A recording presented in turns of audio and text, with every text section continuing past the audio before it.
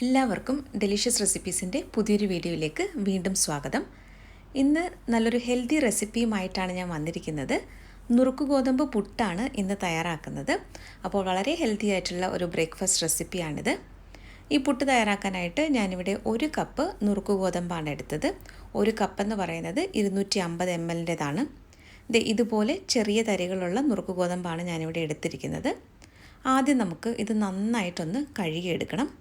ഇത് നല്ലതുപോലെ കഴുകിയെടുത്ത ശേഷം ഇതിലേക്ക് തിളച്ച വെള്ളം ഒഴിച്ചിട്ട് ഒരു അരമണിക്കൂർ മാറ്റി വയ്ക്കുന്നുണ്ട്. ഞാനിപ്പോൾ ഇത് നല്ലതുപോലെ കഴുകിയെടുത്തിട്ട് ചൂടുവെള്ളം ഒഴിച്ച് വയ്ക്കുകയാണ്. ഇതൊരു അരമണിക്കൂർ നമുക്ക് വെള്ളത്തിൽ കുതിർത്ത് വയ്ക്കണം. അപ്പോൾ നമുക്കിതൊന്ന് അടച്ച് മാറ്റി വയ്ക്കാം.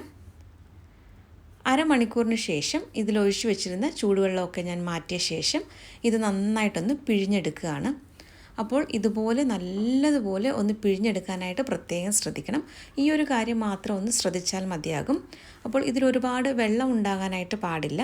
അപ്പോൾ എത്രത്തോളം നന്നായിട്ട് പിഴിഞ്ഞെടുക്കാൻ പറ്റുമോ അതുപോലെ വെള്ളം നന്നായിട്ട് ഒന്ന് പിഴിഞ്ഞ് കളയണം. അല്ലെങ്കിൽ പുട്ട് നമുക്ക് പെർഫെക്റ്റായിട്ട് കിട്ടില്ല. അപ്പോൾ ഞാനിവിടെ ഈ വെള്ളമൊക്കെ നന്നായിട്ട് പിഴിഞ്ഞ് കളഞ്ഞ് ഒരു പ്ലേറ്റിലേക്ക് മാറ്റി വയ്ക്കുകയാണ്. ഇനിയിപ്പോൾ ഇതിലേക്ക് നമുക്ക് ആവശ്യത്തിനുള്ള ഉപ്പ് കൂടി ചേർത്ത് കൊടുക്കണം.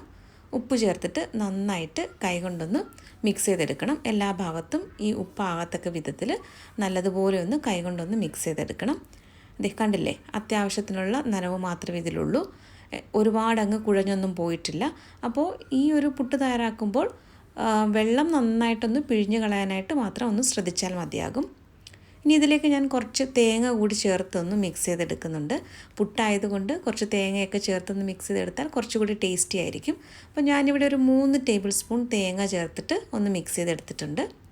ഇനി നമുക്ക് പുട്ടുകുറ്റിയിലേക്ക് ചില്ലിട്ട ശേഷം 1 ടേബിൾ സ്പൂൺ നിറയെ ഞാൻ തേങ്ങ ഇട്ടിട്ടുണ്ട്. ഇനി നമുക്ക് ഈ നുറുക്ക് ഗോതമ്പിൻ്റെ മിക്സ് ചേർക്കാം. അപ്പോൾ നിങ്ങൾക്ക് എത്രത്തോളം തേങ്ങ ചേർക്കാമോ അത്രയും തേങ്ങ ചേർത്തിട്ട് തയ്യാറാക്കാം. എല്ലാവർക്കും ഇപ്പോൾ കൂടുതൽ തേങ്ങയൊക്കെ ചേർത്ത് തയ്യാറാക്കുന്നത് താല്പര്യമുണ്ടാവില്ല. അപ്പോൾ അതൊക്കെ നിങ്ങളുടെ ഇഷ്ടത്തിനനുസരിച്ച് ചെയ്യാവുന്നതേ ഉള്ളൂ.